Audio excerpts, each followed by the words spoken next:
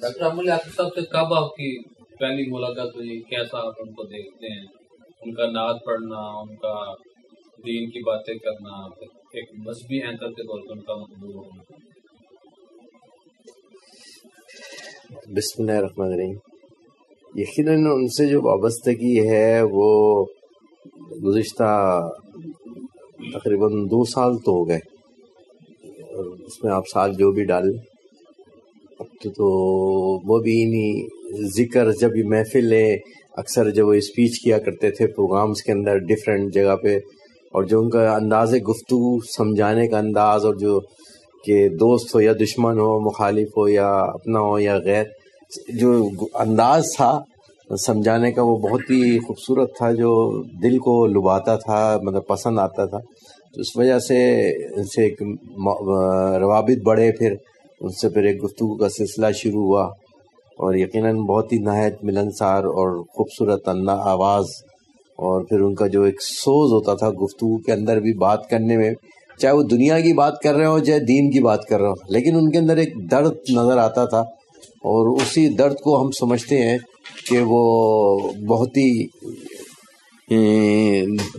عام آدمی کو بھی اٹریکٹ کرتا تھا. عام آدمی بھی مطلب ہمارے اس پاکستان کے اندر مختلف لوگ ہیں، مختلف مکاتب فکر ہیں، مختلف ذہن کے لوگ ہیں، مختلف سوسائٹی کے لوگ تھے، لیکن وہ ہر شخص کو امپریس کرتے تھے. ان کی گفتگو کا انداز ایسا ہوتا تھا کہ اگر دشمن کو بھی سمجھانا ہے تو وہ انداز اختیار کرتے تھے، جو کہ ہمیں یقیناً آقا صلی اللہ علیہ وسلم کی اگر ہم سیرت کو دیکھیں، ان کی زندگی کو دیکھیں، جس کے اوپر انہوں نے 40 سال تبلیغ کی، 40 سال جو درس دیا، محبت، پیار، رواداری، اچھے اخلاق، حسن اخلاق، اور یہی میرے خیال ہے ایک اسلام کی حقانیت اور سچائی کی ایک مظہر بھی ہے. اور وہی انداز انہوں نے اپنایا، وہ طریقہ کار سمجھانے کا اپنایا، وہ تبلیغ کا ذریعہ بنایا. تو 200 دشمن کو ساتھ بٹھا کر گفتگو کی، اور بغیر کسی لڑائی جھگڑے کے. یہ ایک بہت بڑا ان کا فن تھا، ایک بہت خوبصورت انداز. آپ اس میں کیا جو ٹی وی اینکر کے طور پر میں کوئی خاص خوبی جو آپ کو اچھی لگتی ہو؟ وہ یہی والی بات کہ وہ مختلف ذہن کے لوگوں کو، مختلف سوسائٹی سے وابستہ لوگوں کو ایک ساتھ بٹھا کر اپنی بات کہہ جاتے ہیں. جو بات سمجھانا چاہتے ہیں وہ بات سمجھاتے ہیں، اور نہ کوئی لڑائی اور جھگڑا ہوتا ہے. یہ ان کی بہت بڑی ایک خوبی ہے کہ جو چیز جو ہم آج اتحاد بین المسلمین کی بات کرتے ہیں، بین المذاہب کی بات ہم کرتے ہیں، ان کا اپنا ایک سچ بولنے کا، سچائی سے کام لیتے ہیں،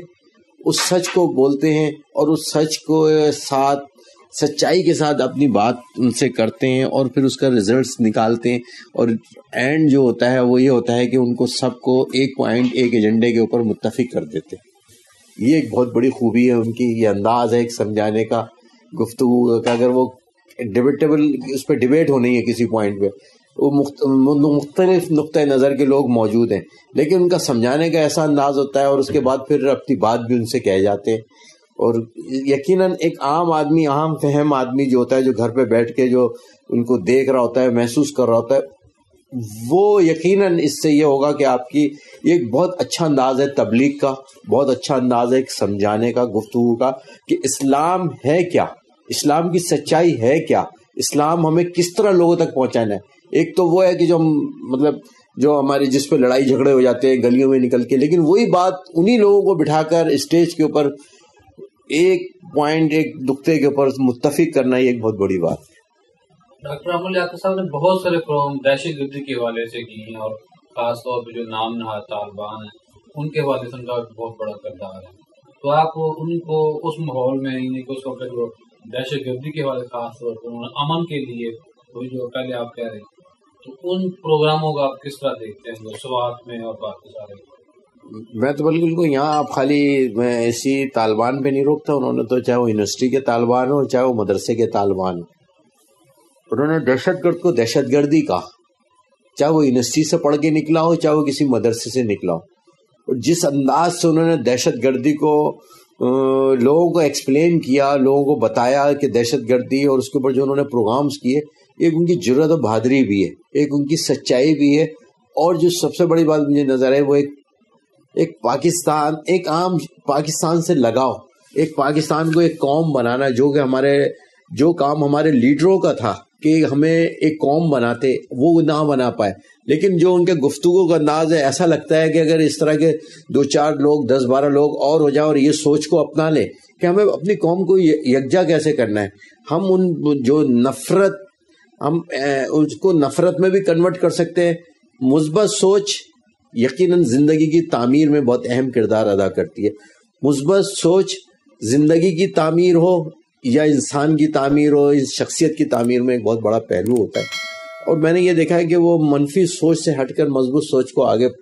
ایکسپوز کرتے ہیں اور اسی پہ لوگوں کو جمع کرنے کی کوشش کر رہے ہیں، اور یقیناً امید ہے کہ ایک دن انشاءاللہ تعالی اگر یہ سوچ کو ہم پروان چڑھائیں اور لوگ بھی، تو پاکستان کی عوام ایک ہو جائے گی، اور یہ جو تفرقہ بازی ہے، چاہے وہ سیاسی واریت ہو چاہے وہ فرقہ واریت ہو، دونوں ہی اس قوم کے لیے زہر قاتل ہے، اور وہ ان دونوں کا بڑا اچھا انداز میں تجزیہ کرتے ہیں، وہ بڑے اچھے انداز کے اندر یہ سمجھاتے ہیں کہ قوم کا شعور بیدار کرنے میں بڑا اہم کردار ادا کر رہے ہیں۔ یقیناً ہم سب کو اب اس کام پر اس طور پہ سوچنا ہوگا۔ یہ ایک جو جہاں اتنی باتیں ان کی ہے، اور آج میں سمجھتا ہوں جس نسبت سے ان کو آج اللہ تعالیٰ نے عروج عطا فرمایا ہے، وہ ان کا مدینے والے آقا سے عشق اور محبت کا انداز، ان کے وہ طور طریقے، ان کی سیرت کے اس پہلو کو اجاگر کرنا، جو خلفائے راشدین کا ذکر کرنا، اور ایک بڑی پیاری بات وہ اکثر کہتے ہیں کہ ہم سب اللہ کو ایک مانتے ہیں لیکن اللہ کی ایک نہیں مانتے۔ اللہ کو تو ایک مانتے ہیں، ان کی ایک نہیں مانتے، یعنی کہ ان کی اسی انداز میں، اسے ہم آقا صلی اللہ علیہ وسلم کی محبت کی بات کرتے ہیں، اور اکثر کسی سیاسی بیٹھے، دنیا کوئی بھی بیٹھے، ان کا آخر کے اندر جو اختتام ہوتا ہے اس پروگرام کا، جس طرح وہ نعت شریف پیش اینڈ کرتے ہیں، اور اس میں وہ لوگ جو نہیں مانتے وہ بھی بیٹھ کے سنتے ہیں، تو یہ بھی ایک سنانے کا بڑا پیارا انداز ہے دشمن کو اپنی طرف کرنے کا۔ اور یقیناً آج جو پاکستان میں دنیا کے اندر جو اسلام کی ہمیں شکل نظر آتی ہے، تو وہ صوفی ازم کا وہ پیغام ہے جس کے لیے یقیناً ہمارے بزرگوں کی جو محنت تھی، جو ان کا تقویٰ تھا، پرہیزگاری تھی، اور جو ان کا حسن اخلاق تھا، جس کی وجہ سے لاکھوں لوگ مسلمان وہ اور اسلام کے دائرے میں اسلام کی حقانیت کو پہچانا اور اسلام سے پیار اور کا رشتہ، تو وہ یقیناً یہ بھی ان کا ایک بہت بڑا عشق جو ہے آقا صلی اللہ علیہ وسلم سے، بزرگان دین سے، یہ بھی ان کا ایک بہت اہم پہلو ہے جس نے ان کی شخصیت کو اور نکھار دیا ہے، ان کی شخصیت کے اندر اور رنگ بھر دیے۔ یقیناً یہ ایک بہت بڑا اہم ہے، اور میں یہ سمجھتا ہوں آپ اور ہمارا ایمان ہے کہ یہ نسبت سے ہی آج ہماری یہ پہچان ہے، اور ہمیں سب کو سوچنا ہے، اور یہ ان کا یہ پیغام ہے انشاءاللہ تعالی، جس طرح رمضان کے اندر ہوں یا مختلف اتوار کے موقع پر جو پروگرام کا انعقاد کرتے ہیں، ایک بڑا منفرد ایک انداز ہوتا ہے سمجھانے کا، بڑا خوبصورت ایک انداز ہوتا ہے گفتگو کا، کہ وہ لوگوں کے دلوں پہ اثر کرتی ہے، لوگوں کے آنکھوں سے آنسو جاری ہوتے ہیں، تو یقیناً وہ دل کی وہ تڑپ ہے کہ ہم کہتے ہیں ہم نے جو 1200 سال مسلمانوں نے جو حکومت کی، ان میں 2 چیزیں کامن تھی، ایک خوف خدا اور دوسرا عشق رسول، اور یہ 2 چیزیں ان کے اندر کثرت سے پائی جاتی ہے، اور شاید یہی ہے کہ آج ہم لیاقت کو لوگ ایک عاشق رسول اور ایک بزرگان دین کے حوالے سے ایک بہت بڑی پہچان ہے، اور جس طریقے سے وہ اپنا پیغام پہنچا رہے ہیں اور آج محفلوں کی وہ جان بنتے ہیں، تو یقیناً انہوں نے اس رشتے کو نبھا رہے ہیں اور اس کو بنایا ہے، تو آج اس کی وجہ سے یہ ہے۔ دوسرا ایک اہم بات جو آج کل جو شاید آپ اور ہم، جس کے لیے ہمارے بزرگوں نے تحریک چلائی، اور اس میں یقیناً ہمارے علماء حق کا بہت بڑا اہم کردار رہا، وہ تھا قادیانی کے مسئلہ، جس پہ مجھے اچھی طرح یاد ہے شیخ مجیب الرحمان کا ایک بیان میں نے انٹرویو پڑھا تھا کہ شکر ہے یہ جانور ہمارے یہاں نہیں پایا جاتا، یہ جانور صرف پاکستان میں پایا جاتا ہے، اور آج آپ دیکھیں یہ نئی وزیر اعظم بنگلہ دیش نے پابندی لگائی ہے، آج ان کو یہی سزا ہے، یہی سزا ان کو ملی، اور انہوں نے وزارت کو ٹھوکر مارا کہ انہوں نے کہا ایمان ہے میرے لیے، اور وہ قادیانیت کے ایشو کے اوپر وہ جو سے نکل کر باہر ہے، اور آج ان کے انگلینڈ پر پابندی ہے داخلے کے اوپر، تو یقیناً یہ بھی ایک بہت بڑی بات ہے، اور میں شاید اس کا اور اضافہ کرتا جاؤں کہ اس میں ہمیں ریسرچ کی ضرورت بھی ہے، اور ہم اس پہ کام بھی کر رہے ہیں کہ اب جو آپ کا نادرہ کا نیا فارم بھرا جا رہا ہے، اس کے اندر مذہب کا خانہ ختم کر دیا گیا ہے۔ اس کا مقصد ہے کہ اب قادیانی بھی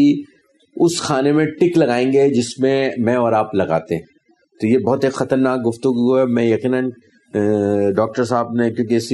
ہر ایشو کو جو بھی ہوتا ہے اس کو ایڈریس کرتے ہیں، ان کا اپنا کام ہے سمجھانے کا، ان کا کام ہے اپنا بتانے کا، یقیناً وہ اپنا فرض پورا کرتا ہے. اور ہم سب کو اسی طریقے سے اپنے معاملات کو اجاگر کرنا چاہیے بلا خوف و خطر. ہمیں اپنی دین کی، اپنے اسلام کی ترجمانی کرنی چاہیے، اور جو یہ بزرگان دین کا طریقہ کار بھی رہا ہے. انشاءاللہ تعالیٰ اس طرح یہ اگر چلتے رہے تو انشاءاللہ تعالیٰ یقیناً ہو سکتا ہے کل آنے والے وقت میں وہ ہمارے قائدین میں ہوں اور ہمارے لیڈرشپ کو شاید اپنا رہے ہوں. سچائی ہے، اس کے لیے کوئی وہ ڈگری کی ضرورت نہیں ہے، عشق کی ضرورت ہے.